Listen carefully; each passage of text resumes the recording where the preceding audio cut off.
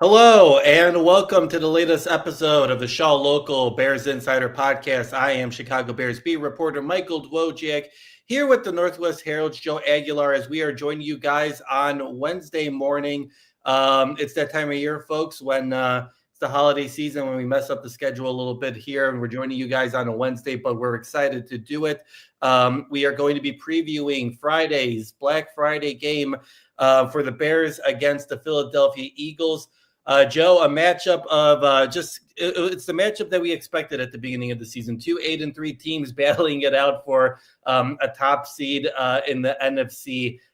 Joe, we'll get into the breakdown, the matchups, all that sort of stuff. But just a crazy moment even for the Bears to be in this moment at this point. 8-3 going against the defending champion Eagles on Friday in front of a national audience.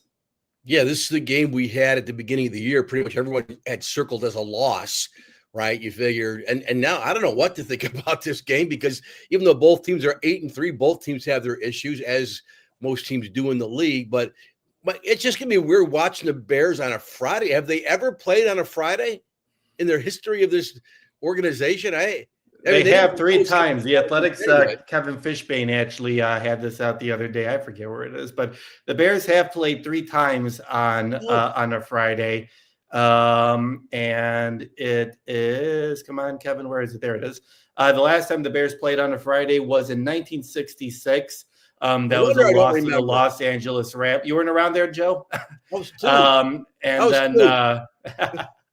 And then the Bears also played on a Friday in 1939 in a win over the Cleveland Rams, and then also in 1931 in a win over the Cleveland Indians. So just the 4th time, Joe, that they're playing on a Friday. Thanks to Kevin Fishbane of The Athletic for that stat. But it's been a while since we've had a Friday game here, especially for the Bears.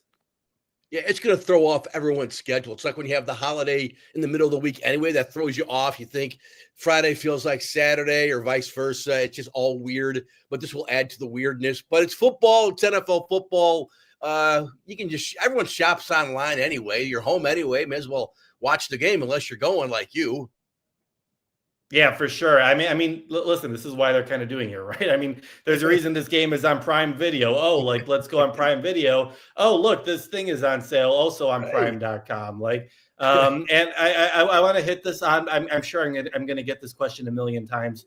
This game is on Prime Video on Friday, but locally in Chicago, it will be on Fox 32. Only in Chicago is it going to be on Fox. If you guys are anywhere else in the country, you're going to have to watch on Prime Video, but because of the law, the rules where you have to have it over the air in the home market, that game is going to be on Fox 32 for Chicago people. I know I'm going to get that question a lot. I'm going to get, how do you get the Prime Video and all that sort of stuff? I'm sure I'm going to get some family asking, Michael, how am I supposed to watch that game? If you're in Chicago, it'll be on Fox. But also, if you want to join Prime, go for it. And if you aren't already a Prime member, if you're already a Prime member, you get Prime Video already probably, so you're probably set. But Joe, I was asking you about it 2 weeks ago. Yeah, you were asking me about it. Is that game going to be blacked out? But you assured me we're all good. So yes, we're all good. Don't worry, you're going to be able to watch your Bears on Friday. So usually when we start this podcast, we like to go over the injury report. Since we're doing this on a Wednesday, we only have one injury report to talk about, and it was a walkthrough, so they didn't technically practice. So we're kind of on very loose terms here. We're not exactly on strong footing about making predictions about who's going to be playing in this game and who's not. But based on an estimation from Tuesday, TJ Edwards and Noah Sewell and Tyreek Stevenson would not have practiced. Ruben Hippolyte, Luke Newman, and Dominique Robinson also would not have practiced.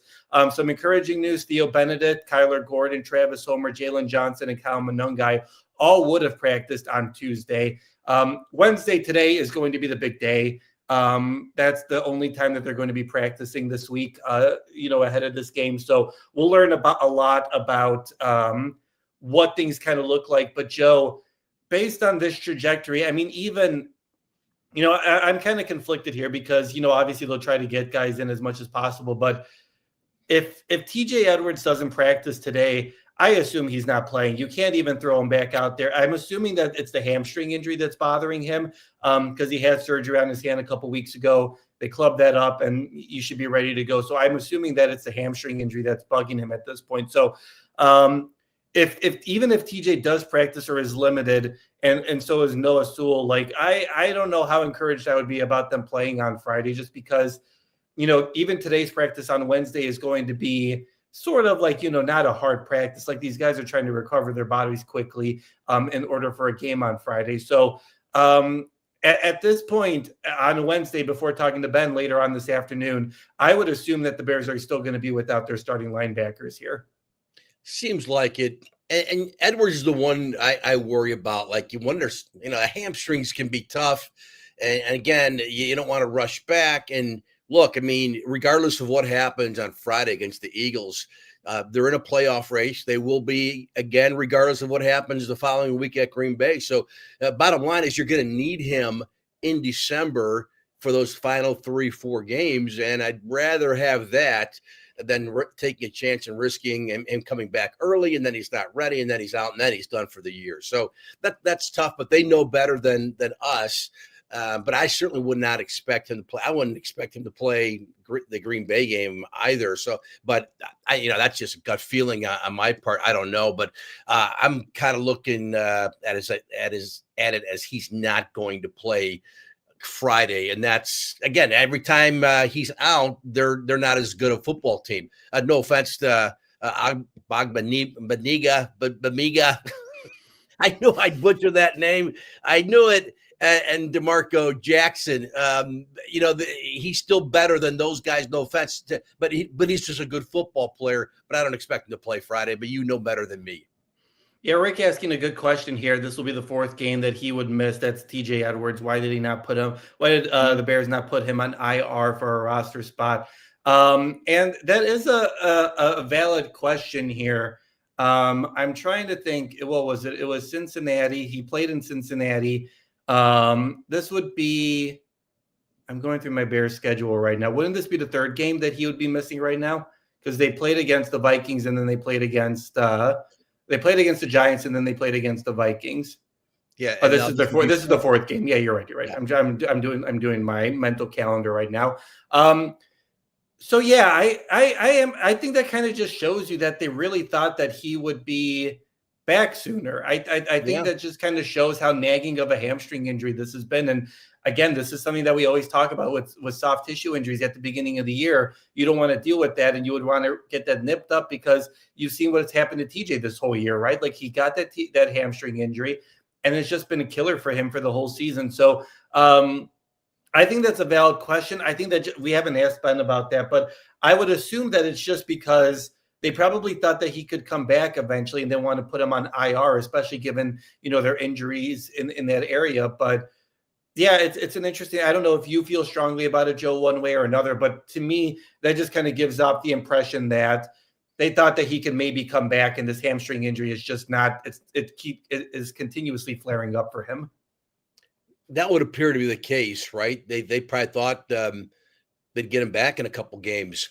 And it hasn't happened. So now you just wonder, how long is this going to be? Right. But nothing we've heard has been encouraging. So in retrospect, I mean, they just had too many soft tissue injuries. I'm sure they go around. Every team has a lot of them.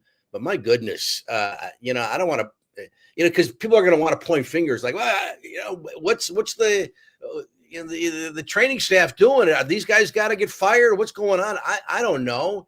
But it's just too many. But you see, again, it's not only on this team. It's a league thing. There are so many different soft tissue injuries around the league.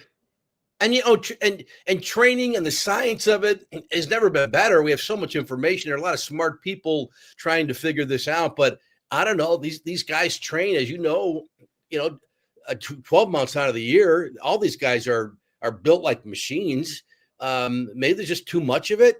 There's got to be a balance because it's one thing if it's a contact injury, you're playing on wet grass or you pull something, but my goodness, it seems like guys, walk off the team bus. They still take a bus to the game, and they're getting hurt. So it's not good.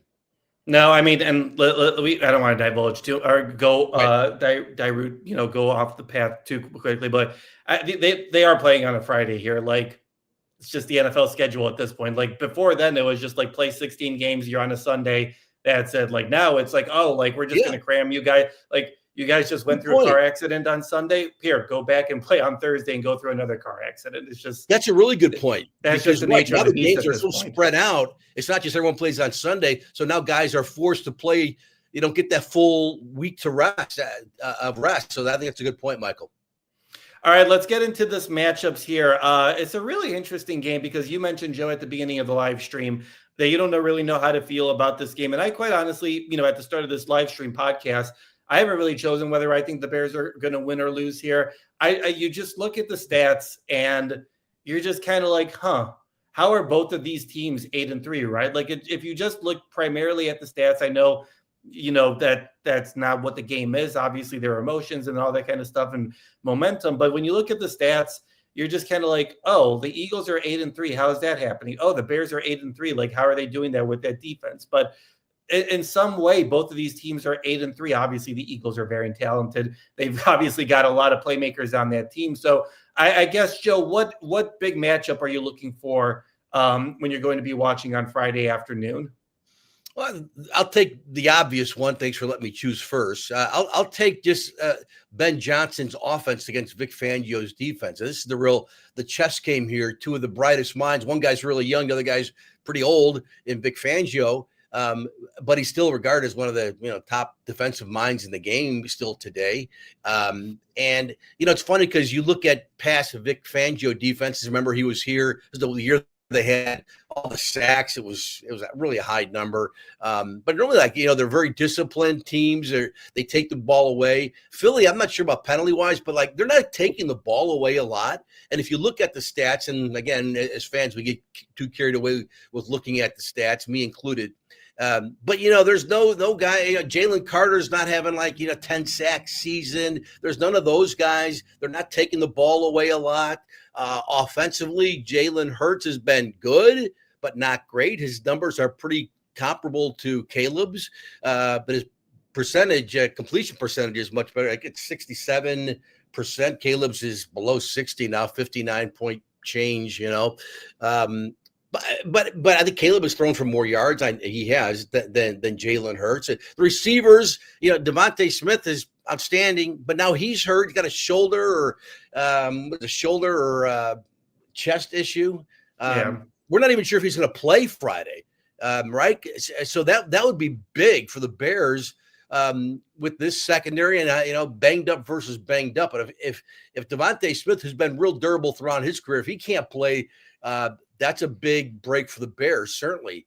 But to me, just the whole chess game here with Ben Johnson against Vic Fangio is worth watching here, because this will be, every game is a good test for the Bears, especially how, how many close games they've had throughout the season. So that's the one I'll be watching just to see how that. I'm not a big X's and O's guy. That's not my expertise by any means, but just to see how that plays out. And I think it'll probably be fun for both coaches, Fangio and Ben Johnson. I like that matchup a lot. I am very excited to see how this kind of looks. Just we know what Vic Fangio is, right? Like he's transformed defenses in this league over the last 25 years. His defense is no big explosives, stop you at the line of scrimmage, and they're going to disguise stuff and confuse your quarterback. That's just what Vic Fangio. We saw that in Chicago, right? Like obviously all those turnovers that they had. Like Eddie Jackson had himself a career year, and with Vic Fangio, and Kyle Fuller also had himself a career year under Vic Fangio. Like those are talented guys, and I'm not trying to take anything away from them, but he really brought the most out of them, and that's a lot because of Vic Fangio's scheming, right? Like he makes the quarterback think the entire time. And even after he gets the snap, he's like, oh, shoot, I thought I was seeing this. Instead, I'm seeing this. So Caleb was really excited to, for it. Well, I won't put words into his mouth. He was encouraged, or, he liked the chess match and that sort of stuff. And I think it'll be a really good test just to see how Caleb handles that, because, Vic Fangio, I don't know if you heard, Joe, was very complimentary of Ben Johnson the other day when he met with reporters. He said he's a fantastic offensive mind. He's a great coach. He said all the right stuff. You're obviously going to hear that, but for Vic Fangio to say that about Johnson, I feel like that's kind of a nice little, ego boost, a nice little like Vic Fangio actually like thinks something of me, as opposed to, obviously all these other hotshot coaches. But I think this is going to be a really interesting test for Caleb, because we've seen how he's like kind of like that chess match with Brian Flores now, 4 times. And it's going to be a similar thing. Now, the Eagles, they'll blitz a good amount, but I don't think they're going to blitz a crazy amount as much as the Steelers and the Vikings did. But I do think that it'll be a chess match of, all right, I'm seeing this corner doing this, and then the snap happens. It's like, oh, he's actually going into zone instead of man and that sort of stuff. So it'll be a really interesting thing to see, because I feel like that's something that we're still looking at Caleb, right? Like, we're still trying to see, how does he process what he's seeing out there? Is he able to, dice defenses up? Is he able to kind of, force defenses into some mistakes? Because Vic Fangio isn't going to give you a lot of big explosives. So it really is going to come down to Caleb seeing those 7-yard passes, those 5-yard passes, those 10-yard passes to really move the ball down the field. Yeah, and again, what he's been good at all year, Caleb, is not turning the ball over. So, let's avoid the interceptions, let's avoid the big plays. It might not be a pretty game come Friday. I'm not expecting this to be, a good, 35-32 shootout kind of game or anything. We'll get to that later, but this just could be just another one of these, kind of what the MO has been all year, is survive in advance kind of thing. Find a way to win a football game. But that'll be another good challenge for him. And look, I mean, considering he's still in the learning phase, growing into the position, all those things, this is good for him. This is good for him. And this whole remaining the next month and a half here, what we got left, 6 games, will all be good tests for him, and including this one. All right, Joe, I'm going to get to my matchup. My key matchup is it's kind of general, but just don't let the Eagles playmakers become playmakers. I feel like we've seen a lot of inconsistencies from these guys. You mentioned Devontae Smith is having a great season. We'll see how much he's going to be playing, if at all he's going to be playing. We'll learn more about his status a little bit here on Wednesday's injury report. But Saquon Barkley isn't having a Saquon Barkley season by any means. I think he's only rushed for 100 yards once this season. But the thing is, I think it was Dennis Allen who said this on Tuesday, he, at any instant he has the ball, can make nothing out of something. It doesn't matter where you have him. He can really turn something into nothing into something for a big play. So I think that's going to be key. Limit, Saquon Barkley to those 5-yard runs. Let him, get a couple of those big plays. But you can't let those type of players burn him. A.J. Brown is the same deal, right? I know a lot of people are a little bit tired of A.J. Brown. I don't know if Eagles fans are tired of A.J. Brown, obviously with all the off the field stuff and the complaining and whatever. But he's still a very talented wide receiver. And at this point, we're under the assumption that Jalen Johnson and Kyler Gordon are not playing yet. That could change on Thursday. They could be activated. They could be playing. But even if those guys do play, they'll be playing in a limited fashion. So, and right now you're dealing with Tyreek Stevenson, not practicing and having an injury. So you can't let the playmakers kind of take over Friday's game. A.J. Brown, you can't let Jalen Hurts kind of get settled in the pocket and hit him for a 50-yard pass and move the ball down the field. You can't. It's kind of what the Vic Fangio defense is at this point, right? Limit the damage. Don't let them get big explosive plays because this I know they haven't looked statistically the Bears are a better offense than the Eagles are, but we know that the Eagles offense has a lot of playmakers that can really turn a game around pretty quickly. Yeah, Saquon's averaging 3.7 a carry. I mean, and I still think he's one of the best running backs in the game. But A.J. Brown, I mean, that guy's a beast. Philadelphia doesn't want him. There'll be 31 other teams that want him. He's that good. And look, he's just a big dude. He can do everything. Smith is good. The Bears secondary banged up. It seems like we see this. I say this every week. I don't know how they're going to stop this team. And then they find a way to get 2 turnovers and win the football game. But that's probably what it's going to have to take again. But Smith scares me.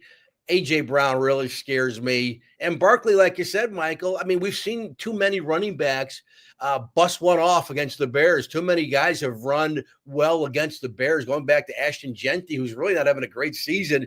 Boy, he looked everything like all the hype when they played the Raiders earlier this year, the Bears. Genty looked really good. So there's just too many guys who've been gashing the Bears, and Barkley still has the big playability. I know he's banged up too, lower body, something with him. So I just don't see how they're going to win this football game. But Philly, I don't know. It seems like it's a soap opera there every week. Even though they won the Super Bowl this past season. So, but you're right, the big playability, and Dallas Goedert's having a good year too for Philly. So they got more playmakers.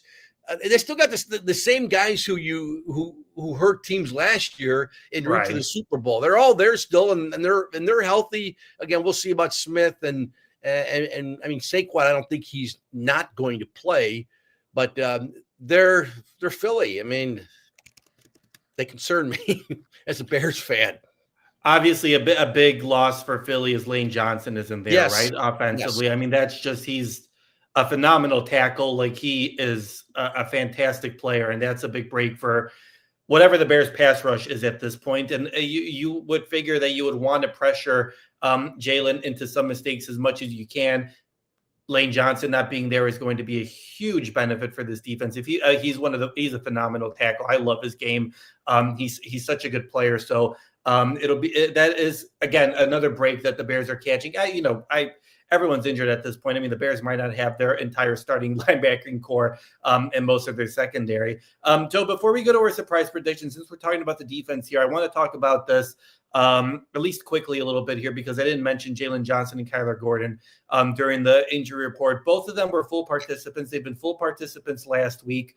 The Bears will have until Thursday at, I believe it's 3 p.m., to activate them onto the active roster off injured reserve in order for them to play on Friday's game. I guess we'll see what if they end up practicing today. But if let's assume either or both are back on Friday, what are you doing with that secondary? Because it's been a topic here up at Halas Hall the last couple of days where it's like, I mean, what do you do with Nahshon Wright? He's tied with Kevin Byard, leading the league with interceptions with 5 interceptions. You can't take away a playmaker like that out there. So I guess let's assume that we're assuming right now that Kyler and Jalen are both back. And I guess we can make the assumption that Tyreek maybe won't be playing, especially since he's got that nagging hip injury. So do you just kind of keep Nahshon in that Tyreek spot? You put Jalen in Jalen's spot, and then do you just put CJ Gardner-Johnson in that hybrid linebacker spot that we kind of see? Like, I wouldn't be surprised if the Bears play a lot of dime like they did against the Steelers, because I think CJ Gardner-Johnson has shown you that he can play that hybrid linebacker spot pretty well. Yeah, his versatility is a huge plus and a big part of his game, Gardner-Johnson. So, I mean, I think you keep your best players on the field. You find a way to play them. I think Nahshon Wright, I think even Ben may have alluded to that. You know better than me. Him and Dennis Allen both were and Al Harris, the defensive backs coach, were all like, we're going to put our best 11 out there. So yeah. I don't think there's a chance. It might look different. We'll see what Dennis Allen is going to scheme up, but I don't think Nahshon Wright is going to the bench by any means after what he's done this year. Absolutely. And I think especially if, in fact, Jalen Johnson and Kyler Gordon are back playing, I don't think they're going to play like every snap, right? They're probably going to be limited. No. So there's plenty of opportunity there for guys to get their playing time. Ideally, though, you just, we talk about how some guys can not pad their numbers, but have high tackles numbers. It's because you can't get off the field, right? So then those numbers, someone's making the tackle, even if it's 8-9 yards down the field. So somehow they got to find a way to get off the field. But I think those guys play I'm really hoping Jalen and Gordon come back because he's got weapons now. I mean, going into the season, we thought those were arguably their two best defensive players. I think Jalen Johnson was your best defensive player regardless. And then Kyler was maybe, number two behind Sweat, or maybe it's both tied for second or whatever, however you want to look at it. But those are great football players. And I was certainly excited to see what Kyler Gordon could do with Dennis Allen, how he would use him more. But I think C.J. Gardner-Johnson is going to see the field. If everyone's healthy, he'll still find a way to see the field. Did you like the dime packages? I was a fan of it. I feel like they did really well in those dime packages, and I think guys like Nick McLeod and Elijah Hicks did really well, kind of stepping in there when they were sending Brisker and C.J. Gardner-Johnson to pressure Mason Rudolph a little bit. I enjoyed those dime packages. Me too, and I think again, they're football players, right? I mean, and some of these DBs are kind of built like linebackers anyway in the league. They might not be 6'4" like Tremaine Edmonds, but they're compact, they're strong, they're physical, they're fast, they can move. So you can disguise it, especially there's so much of that going on in the NFL anyway. That again, find ways to get your playmakers on the field. That's what you see that a lot in high school. I know it's a big difference, high school to pro, but it's not too much of a stretch for a guy like C.J. Gardner-Johnson or some of those guys to kind of be like a hybrid kind of player, and it worked. And for the most part, I mean, it's not like they completely shut down the Steelers. We've been over that, but it worked for the most part.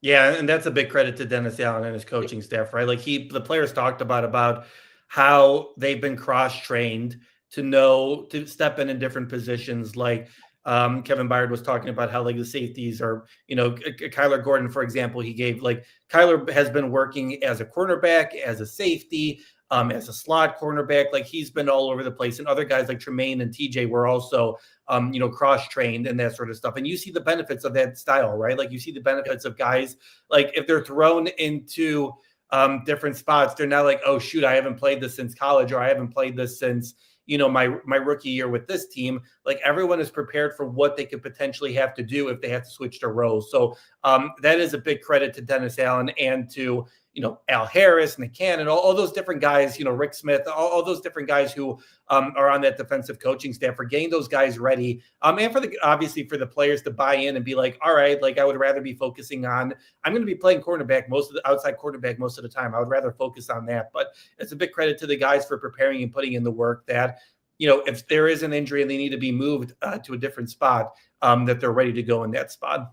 Yeah, well, that's it. And I don't want to make it sound like, if you can play DB, you can play linebacker. I mean, what do I know? I never played either position.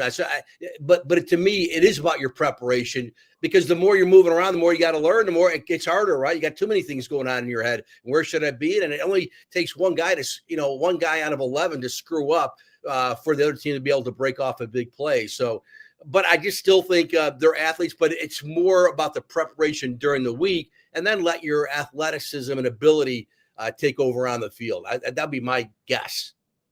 All right, Joe, what is your surprise prediction for Friday's game? Surprise prediction. You can't say they're going to take the ball away, because that's not a surprise anymore. You just kind of almost assume it's going to happen.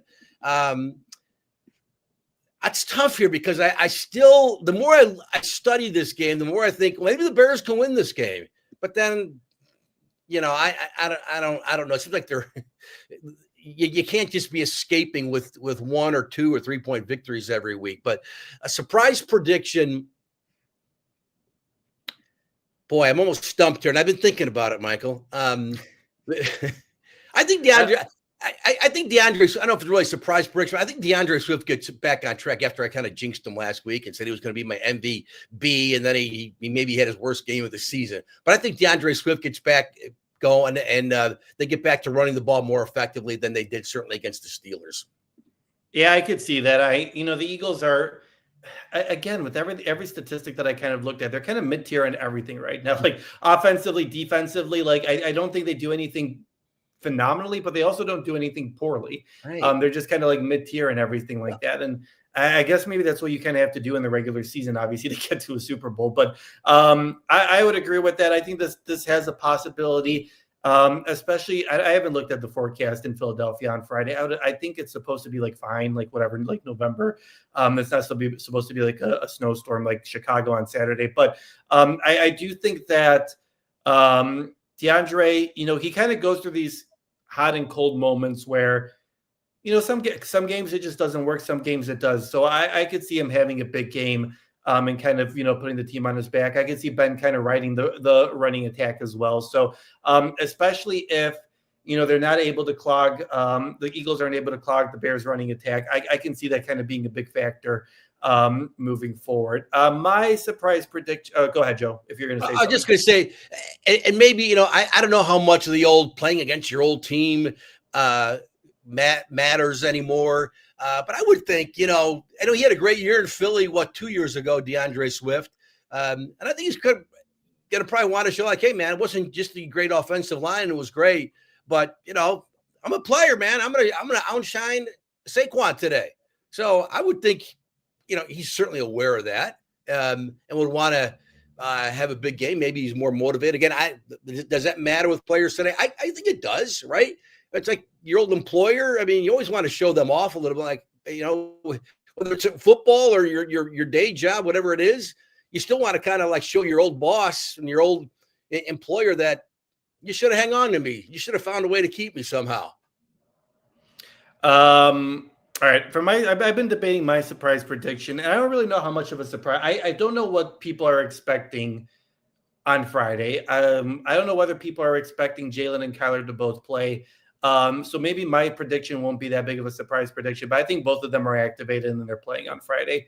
I think I don't know whether people are of the assumption that they're going to be playing against Green Bay, maybe a short time, but they've got practices in. And I think the mindset was, let's not play them on Sunday against the Steelers and then force them to come back quickly and play against the Eagles on Friday. So that's why they weren't activated for Sunday's game. But I do think that they will be activated for Friday's game. They got a chance to practice last week. Kyler was full. Jalen was full twice last week. Kyler was full once last week, and that was on a Friday. So Fridays are more of, your short distance days and that sort of stuff. And we'll obviously see what happens today. So maybe by the time this podcast is out, you're listening to this on Wednesday afternoon, my surprise prediction is wrong. But I was right last week. I will say that. But my surprise prediction is that both of those guys are playing on Friday. I think both of those guys have been itching. I think the Bears have been very cautious with these injuries, especially with these soft tissue injuries, because they don't want them to prolong. You've seen it with you saw it with Kyler, you saw it with Jalen, you saw it with TJ, you've seen it with Tremaine, you've seen it with all these different guys who've been injured. So I think they are activated and they play on Friday. I'm not here to say that they're going to play 100% of the snaps. There's no shot of that happening. But I do think that both of those guys are going to make their debut or are going to come back on Friday and have some impact plays. And I really think that really changes what the Eagles are able to do. I think it's been a while, but I think we forget that Jalen Johnson is still the best defensive player on this team. He's it has been impressive that the secondary has done all this without their best player for the entire season. And Kyler Gordon, you saw, I feel like that first game, he was kind of a little bit, trying to get back in the swing of things. But that second game, I think it was against New Orleans, he started to make an impact and he was getting after the quarterback. So I think both of those my surprise prediction is both of those players are going to be activated and they will be active on Friday. Well, let's hope you're right, like you were last week when you said Aaron Rodgers was not going to play, which he didn't, of course. So no, but I like what you're thinking there. If this is their strategy, was if you came back against Pittsburgh, now they're probably going to need, like in the NBA, they kind of call it a minutes restriction, where then you'd have to rush them. Then now you're going on the short week, and now all right, you expect them to be ready again, and you don't want to sit them out for this week. So let's not play against Pittsburgh, which they didn't, and now let's have them ready. But that would be a huge boost, I think, just emotionally too. And again, they're not going to have to play every snap. they might have to, but they're not going to. You got to be careful, and you just hope there's not the rust factor. And again, it's not like you're going up against some JV team or some team with all their top wide receivers are out. It's still Devontae Smith and AJ Brown and Goddard. You got the whole arsenal coming at you still. But that would be a wonderful surprise for the Bears fans, because again, we have one of the guys asked last week on the pod, how can they get better? How do they get better? They get better by getting guys back, especially guys who can make plays, and both those guys can. Do you put, assuming that Jalen does come back, are you putting him on A.J. Brown, or are you kind of easing him in? Is your mindset that if he's healthy enough to play, he's healthy enough to take down A.J. Brown, or is your mindset of easing him in? I personally don't know how I feel, and I'm curious to see what you think. Boy, to me, it's up to Jalen. It's like, look, and I'm sure they do this. Like, dude, be real with me. We don't need to be a hero. We don't need to be tough guy. I know that's the way they're wired. But you can't take that away out of the player, though. They're always going to tell you that they're 100% and ready to go. But it's like if you're 98%, it's not good enough, especially because that dude's a beast, A.J. Brown, as we know. But Jalen's a competitor. We know the edge. We know how he kind of feels. He gets that, it's no one believes in me. And how long was he clamoring that he should be top paid? He should be a Pro Bowler. Then he finally proved it. So we know that drives him. But I'm thinking he's saying, give me A.J. Brown. Give him to me. I'm ready. So that's what I would say. Okay, I'm going to trust you. And the good news for the Bears is they know now you don't want to see him getting hurt. You don't see any guy getting hurt. But they have this depth where they're just used to this next man up, that everyone talks about. Every team, high school, college, pro uses next man up. But the Bears were showing, and next man up, that next man pretty decent, or at least he's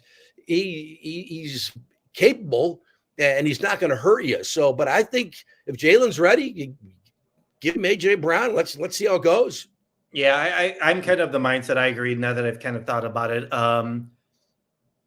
The Bears don't put their players out there unless they're 100%. That's kind of what I've learned about the support staff, Ben Johnson and that kind of stuff. Like, they're not going to risk injuries just to risk injuries. They'll play around and whatever, and they'll say, oh, are we going to play him? Are we not going to play him? Like, they will do that.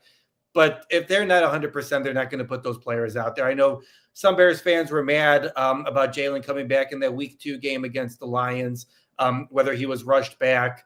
Ben and the support staff and everyone have kind of said that it's just a freak thing that it happened, that he happened to suffer another groin injury.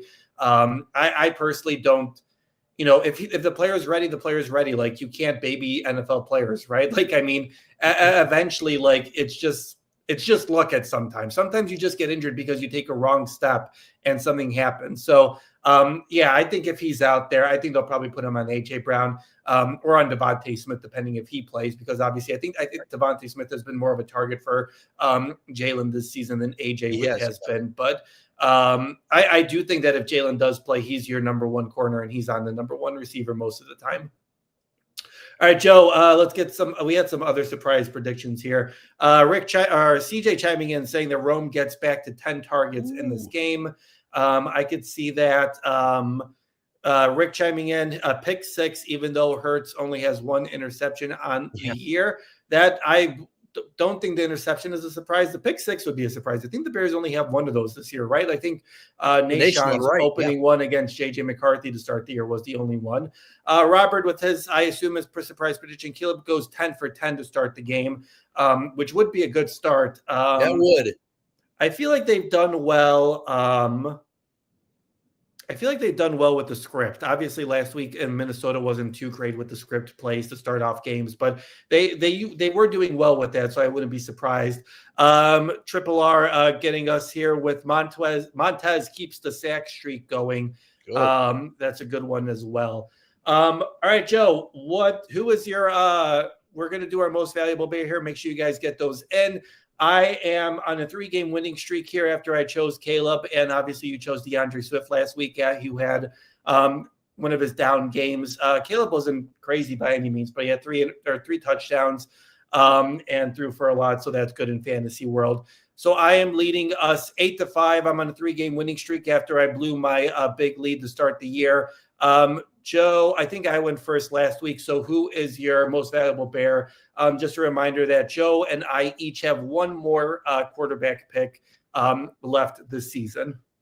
Yeah, you're the expert, so you might have to start like giving me strokes like on the golf course now. Give me like 4 strokes here. I have to check the bylaws on this for our Shaw Media Bears Insider podcast rules. But can I just pick a Johnson? Can I just go there because just a general Johnson, just a general, whether it's Ben or Jalen. CJ Gardner Johnson.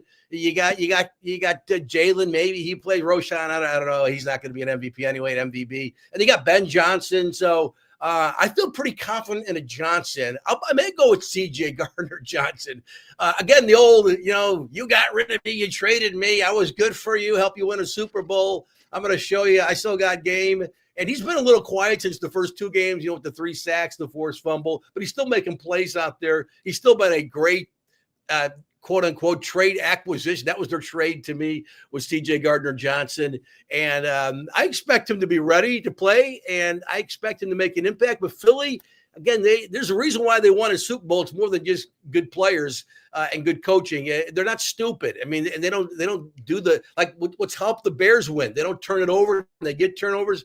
They're wired that way too. Like the guy, one of our watchers here was saying on the pod, 1 interception for Jalen Hurts. So, it seems like every week, like, oh, what's going on with Jalen Hurts? Well, he's got 1 interception and he's thrown 17 TDs. So they take care of the football. They're not going to false start themselves on a field goal position or field goal range, that kind of stuff. It's not what they do. But I'm expecting something from the ex-Eagle here at CJ Gardner Johnson.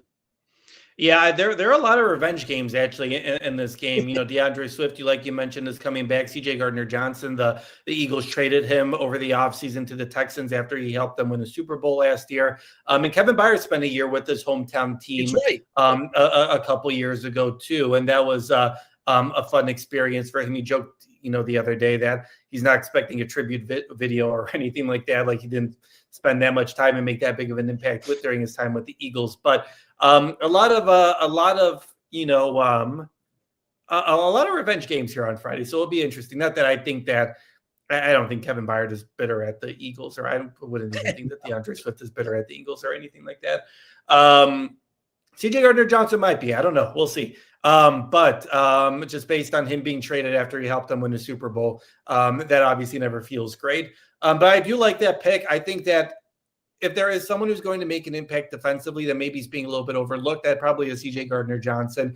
I think he's going to stay in the lineup. I think Dennis Allen is going to use him, and I think he's going to use him in that hybrid linebacker spot to pressure the quarterback at times. He'll drop back in coverage.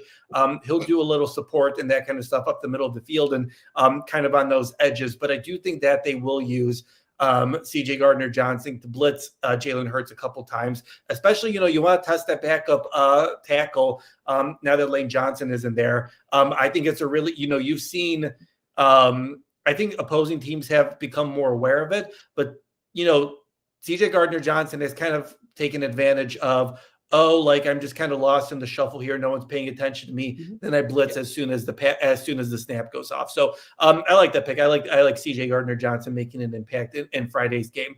I'm going to go with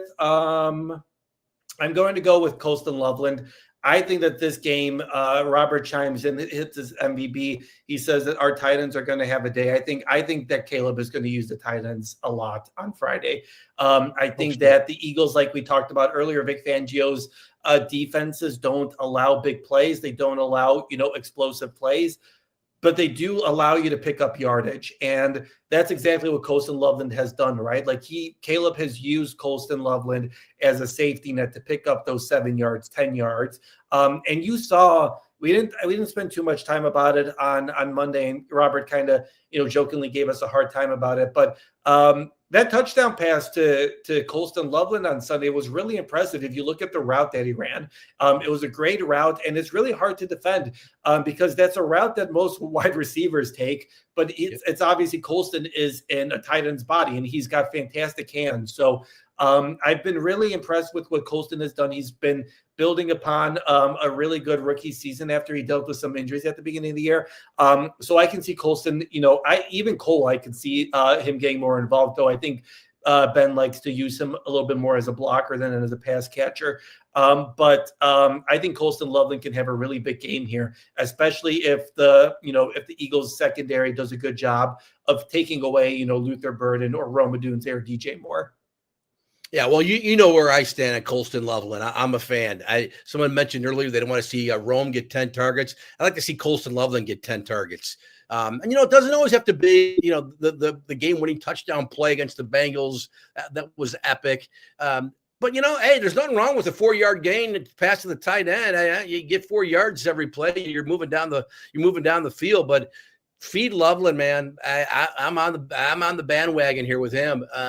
I hope you're right, Michael, but I want to see him because we're getting teased a little bit here with what his upside is, what his ceiling is. Yeah. I think there's a lot there. And I think I'm just hoping as they get more comfortable, and we might not all see it, reach its pinnacle this season, but even going forward next year, he definitely can be one of the best tight ends in the game. And we're seeing that because, again, big, strong, he doesn't drop the football, knock on wood.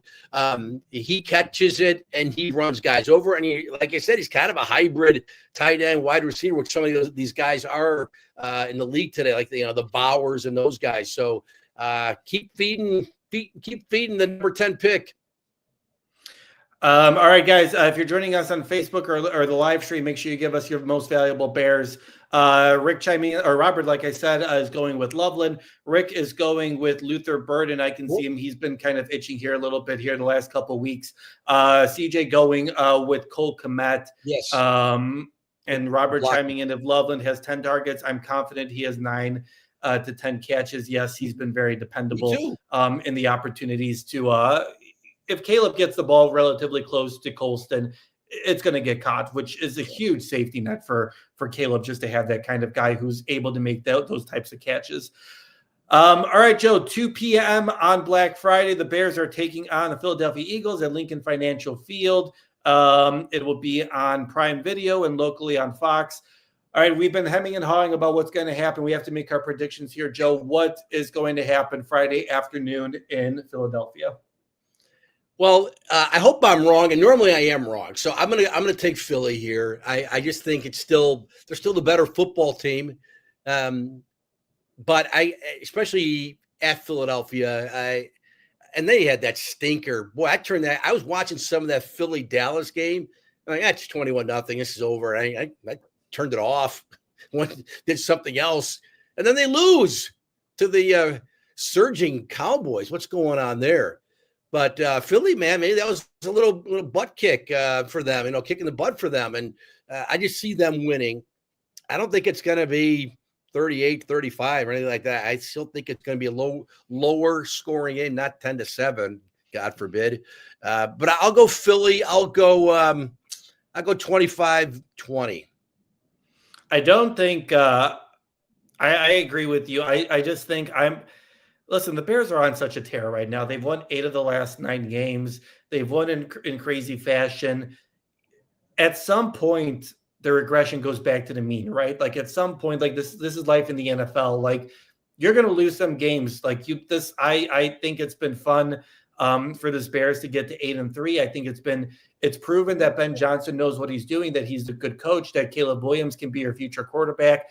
It's proven a lot of things for you, but I think at some point you're going to lose a game here that against a better team. And I just think Philadelphia, despite their, like we've been hemming about their statistical mediocrity, all that different stuff, they're still the defending champions. They've been in the Super Bowl 2 of the last 3 years. They have guys who know how to make plays in key moments. And I still think that the Bears are learning how to do that. Like I'm not trying to take away anything from the Bears. They're 8-3. Their record is what their record is. But a lot of those close games should have been 10-point wins, and they just weren't because they weren't able to put away good teams yet. And I think that's just where the Bears are right now, where they're still developing, they're learning how to win. They're still trying to figure things out. And when you're going against the defending champion, the number 2 seed in the NFC, those mistakes, you can't make those types of mistakes. And maybe I'll be proven wrong. Maybe the Bears have learned from those mistakes, and they'll be able to kind of take advantage of those. But I just think that your defense is too depleted at this point. Still, even if Jalen and Kyler come back, they're guys who are coming back from long stints on the IR. I just think that this is just.